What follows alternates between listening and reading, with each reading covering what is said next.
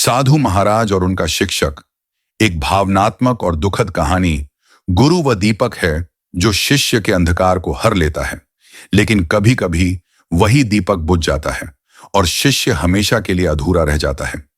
वाराणसी के पवित्र घाटों के पास स्थित एक प्राचीन मठ में एक वृद्ध साधु, जिन्हें सब साधु महाराज कहते थे, ध्यान मग्न बैठे थे। उनके चेहरे पर गहरी शांति थी, लेकिन आंखों में गहरी उदासी भी। उनके सामने एक तांबे की थाली में एक तस्वीर रखी थी, उनके गुरु ब्रह्मानंद जी की तस्वीर। हर सुबह वे इस तस्वीर के सामने दीप जलाते, माथा टेकते और घंटों तक मौन साधना करते। लेकिन आज उनकी आंखें गीली थीं। आज गुरु पूर्णिमा थी और उनके गुरु की मृत्यु को 40 वर्ष हो चुके थे। साधु महाराज का असली नाम गोपाल था। जब वे 10 वर्ष के थे तब उनके माता पिता की एक दुर्घटना में मृत्यु हो गई थी। उनका कोई परिवार नहीं था, कोई सहारा नहीं था। भूखे प्यासे फटे कपड़ों में वे गंगा के किनारे बैठकर रो रहे थे जब अचानक एक शांत और दयालु आवाज आई, बेटा भूख लगी है। गोपाल ने सिर उठाया तो सामने ब्रह्मानंद जी खड़े थे। लंबी दाढ़ी, केसरिया वस्त्र, गले में रुद्राक्ष की माला और आंखों में अथाह करुणा। उन्होंने गोपाल के सिर पर हाथ फेरा और अपने आश्रम ले गए। आश्रम में गोपाल को पहली बार अपनेपन का एहसास हुआ। ब्रह्मानंद जी ने उन्हें स्नेह दिया, भोजन दिया और शिक्षा दी। बेटा, यह संसार अंधकार से भरा है।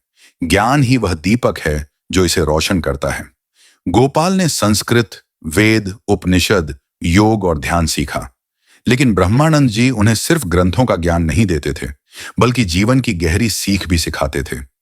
उन्होंने सिखाया कि साधना सिर्फ शरीर का नहीं, मन का भी होना चाहिए। लेकिन जितना प्यार गोपाल अपने गुरु से करते थे, उतना ही डर भी लगता था। एक दिन अगर गुरु उन्हें छोड़कर चले गए तो क्या होगा? समय बीतता गया। गोपाल अब 25 वर्ष के युवा ब्रह्मचारी बन चुके थे। वे तेजस्वी थे। उनकी बुद्धि और भक्ति देखकर हर कोई प्रभावित हो जाता था। एक दिन ब्रह्मानंद जी ने कहा, बेटा, अब समय आ गया है कि तुम अपने मार्ग पर चलो। गोपाल डर गए। उन्होंने गुरु के चरण पकड़ लिए। गुरुदेव, मैं आपको छोड़कर कैसे जाऊं? आप ही तो मेरे माता पिता हैं। ब्रह्मानंद जी मुस्कुराए। संसार में कुछ भी स्थायी नहीं है बेटा, मैं हमेशा तुम्हारे साथ रहूंगा, बस इस देह में नहीं। पर गोपाल को यह स्वीकार नहीं था, लेकिन नियति को कौन टाल सकता है। एक दिन जब गोपाल ध्यान में लीन थे, उन्हें किसी के कराहने की आवाज आई। उन्होंने आंखें खोली तो देखा ब्रह्मानंद जी अपने कक्ष में भूमि पर गिरे पड़े थे। उनकी सांसें टूट रही थीं। गोपाल बदहवास होकर दौड़े, गुरुदेव नहीं! लेकिन ब्रह्मानंद जी का समय पूरा हो चुका था। उनकी आंखों में वही करुणा थी, पर अब वे स्थिर हो गई थीं। गोपाल को लगा कि उनकी आत्मा का एक हिस्सा हमेशा के लिए खो गया। उन्होंने अपने गुरु का अंतिम संस्कार किया, लेकिन उनके मन में एक अजीब सा खालीपन रह गया। वे गुरु के बिना अपने जीवन की कल्पना नहीं कर सकते थे। गुरु ने उन्हें संन्यास का मार्ग दिखाया था, लेकिन अब वह मार्ग वीरान लग रहा था। आज 40 वर्ष बाद साधु महाराज के रूप में वे अपने गुरु की तस्वीर के सामने बैठे थे। उनकी आंखों से आंसू बह रहे थे, लेकिन उनके मन में एक दृढ़ संकल्प भी था। गुरुदेव, मैं आपके दिखाए मार्ग पर ही चलूंगा जब तक यह जीवन समाप्त न हो जाए। उन्होंने गहरी सांस ली, आंखें बंद की और ध्यान मग्न हो गए। गंगा के तट पर सुबह की पहली किरण पड़ रही थी। पक्षी गा रहे थे, जल लहरों से टकरा रहा था और मठ के घंटे बज रहे थे। पर उस दिन साधु महाराज की आत्मा एक गहरी शांति में विलीन हो गई थी। शायद वे अपने गुरु से फिर मिलने जा रहे थे, हमेशा के लिए। साधु महाराज और उनका शिक्षक, अध्याय समाप्त या एक नई शुरुआत। गंगा के तट पर जब सूरज की पहली किरणें पड़ी, तब मठ में एक अजीब सी निस्तब्धता छा गई। साधु महाराज, जो हर दिन अपने गुरु ब्रह्मानंद जी की तस्वीर के सामने ध्यान में लीन रहते थे, आज बिल्कुल निश्चल थे। उनकी आंखें बंद थीं, चेहरा शांत था और हाथ जपमाला पर स्थिर हो चुके थे। मठ के शिष्यों ने जब देखा कि साधु महाराज सुबह से नहीं उठे, तो वे उनके पास दौड़े। गुरुदेव! एक शिष्य ने कांपते हुए पुकारा, लेकिन कोई उत्तर नहीं आया। उन्होंने धीरे से उनके कंधे पर हाथ रखा। शरीर ठंडा हो चुका था। गुरु के चरणों में अंतिम शरण। मठ के वरिष्ठ संतों को बुलाया गया। सभी को समझ आ चुका था कि साधु महाराज ने अपने शरीर को त्याग दिया है, लेकिन उनकी मृत्यु किसी साधारण व्यक्ति की तरह नहीं हुई थी। वे ध्यान में थे, बिल्कुल वैसे ही जैसे उनके गुरु ब्रह्मानंद जी अपनी अंतिम सांसों में थे। यह देखकर मठ के सभी लोग भाव विह्वल हो गए। सबकी आंखों में आंसू थे, लेकिन किसी के मन में दुख नहीं था। सभी जानते थे कि यह उनके लिए मुक्ति का मार्ग था। साधु महाराज का जीवन एक पूर्ण चक्र की तरह था, जिसे उनके गुरु ने शुरू किया था। आज वह अपने गुरु के ही ध्यान में समाप्त हुआ। विरासत जो कभी समाप्त नहीं होती। साधु महाराज की मृत्यु के बाद उनका अंतिम संस्कार पूरे विधि विधान से गंगा के तट पर किया गया। उनके शरीर को चंदन की लकड़ियों पर रखा गया। मंत्रोच्चार के बीच अग्नि दी गई। लेकिन यह अंत नहीं था। उनके एक शिष्य अच्युतानंद, जो वर्षों से उनके सानिध्य में थे, आगे आए। उनकी आंखों में आंसू थे, लेकिन उनके भीतर एक नई आग जल रही थी। उन्होंने गुरु की तस्वीर के सामने प्रणाम किया और घोषणा की, अब से यह मठ और इसकी शिक्षाएं कभी समाप्त नहीं होंगी। गुरु महाराज की शिक्षाएं अमर रहेंगी। मठ में फिर से साधना शुरू हुई। शिष्यों ने वही मंत्र दोहराने शुरू किए जो साधु महाराज ने उन्हें सिखाए थे।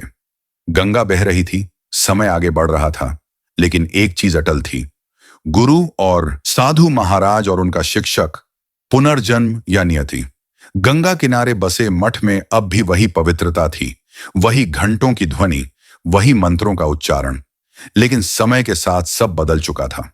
साधु महाराज के जाने के बाद उनके प्रिय शिष्य अच्युतानंद ने मठ की जिम्मेदारी संभाली और गुरु की परंपरा को आगे बढ़ाया।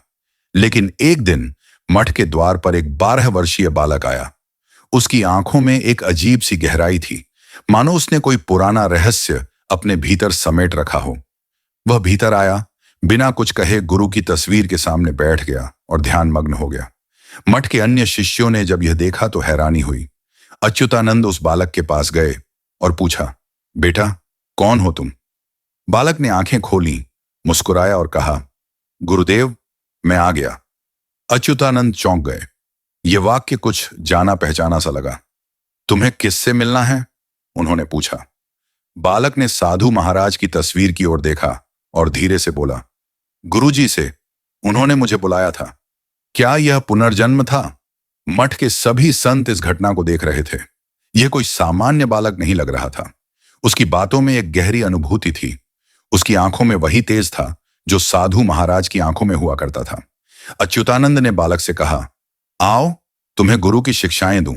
बालक ने सिर हिलाया, लेकिन फिर कहा, नहीं गुरुदेव, आप मुझे सिखाएंगे नहीं, बल्कि मैं आपको याद दिलाने आया हूं। मठ में सन्नाटा छा गया। यह बालक कौन था? क्या यह वास्तव में साधु महाराज का पुनर्जन्म था? एक नई यात्रा की शुरुआत। अच्युतानंद ने बालक को मठ में रहने की अनुमति दी।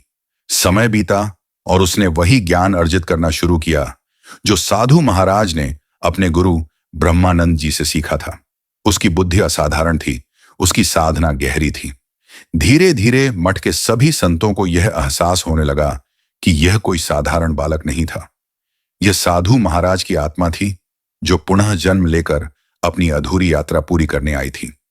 गंगा अब भी बह रही थी, समय अब भी आगे बढ़ रहा था, लेकिन गुरु और शिष्य की यह अमर परंपरा कभी समाप्त नहीं होने वाली थी। शायद मृत्यु वास्तव में अंत नहीं होती, यह सिर्फ एक नए अध्याय की शुरुआत होती है। पुनर्जन्म की पहेली, क्या सच में साधु महाराज लौटे? मठ के संतों में हलचल मच गई थी। हर कोई यह सोचने पर मजबूर था कि क्या यह बालक सच में साधु महाराज का पुनर्जन्म था या फिर कोई और रहस्य था। अच्युतानंद ने बालक का नाम विरक्तानंद रखा और उसे आश्रम में शिक्षा देने लगे। लेकिन कुछ दिनों बाद ही कुछ ऐसी घटनाएं घटने लगीं जो साधारण नहीं थीं।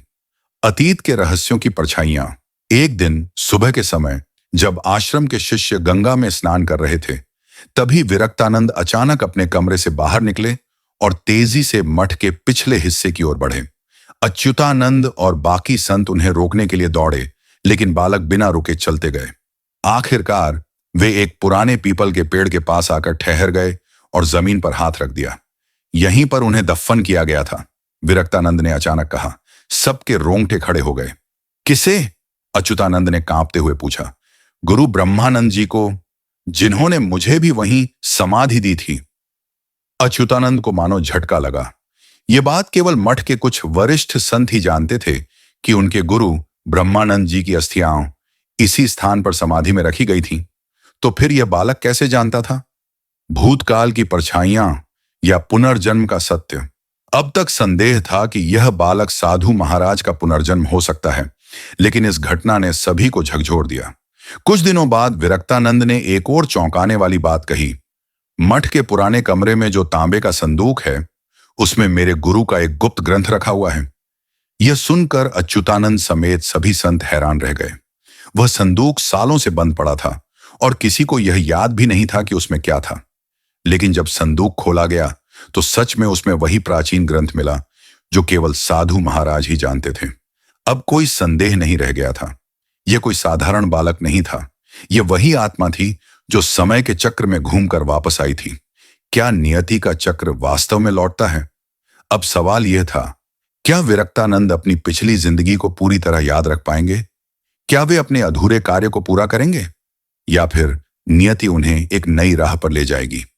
मठ के संतों ने अब मान लिया था कि मृत्यु कभी अंत नहीं होती, यह सिर्फ एक नया प्रारंभ होती है। गंगा के पवित्र तट पर एक बार फिर वही आवाज गूंज रही थी, गुरु और शिष्य का रिश्ता कभी समाप्त नहीं होता। पुनर्जन्म की अंतिम परीक्षा। अब तक सब मान चुके थे कि विरक्तानंद साधु महाराज का पुनर्जन्म है, लेकिन एक अंतिम परीक्षा बाकी थी। अच्युतानंद ने उन्हें वह मंत्र पढ़ने को कहा जो केवल साधु महाराज को झांक था। विरक्तानंद ने आंखें बंद की और बिना किसी त्रुटि के पूरा मंत्र दोहरा दिया। मठ में उपस्थित सभी संत भाव विह्वल हो उठे। अच्युतानंद ने आंखों में आंसू लिए कहा, गुरुदेव, आपने पुनः जन्म लिया, लेकिन क्या इस बार आपकी यात्रा पूरी होगी?